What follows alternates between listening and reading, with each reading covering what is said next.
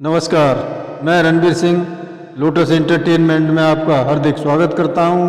भागवत पुराण के अनुसार श्री सुखदेव जी ने कहा, परीक्षित, जामवंती का पुत्र साम स्वयंवर में से दुर्योधन की पुत्री लक्ष्मणा का हरण कर लाया। इस पर कौरव क्रोधित हो गए।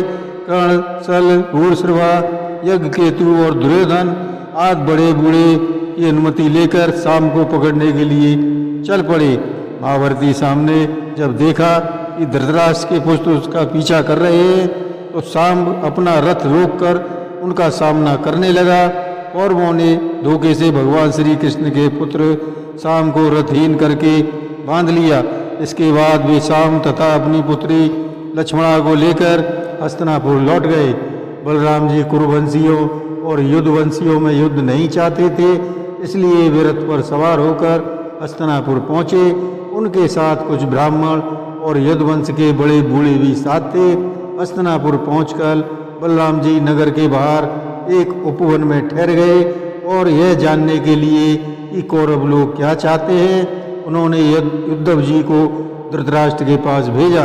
बलराम जी के आने का समाचार सुनकर अपने हाथों में मांगलिक सामग्री लेकर कौरव उनकी अगवानी करने चले।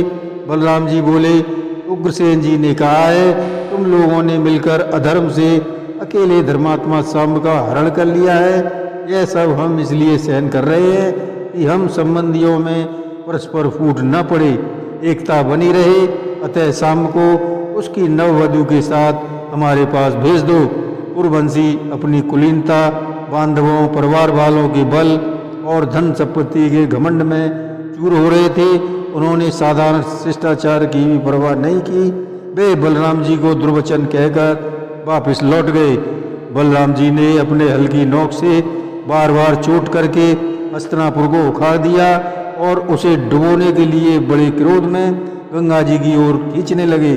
हल से खींचने पर हस्तिनापुर इस प्रकार कांपने लगा मानो जल में कोई नाव डगमगा रही हो।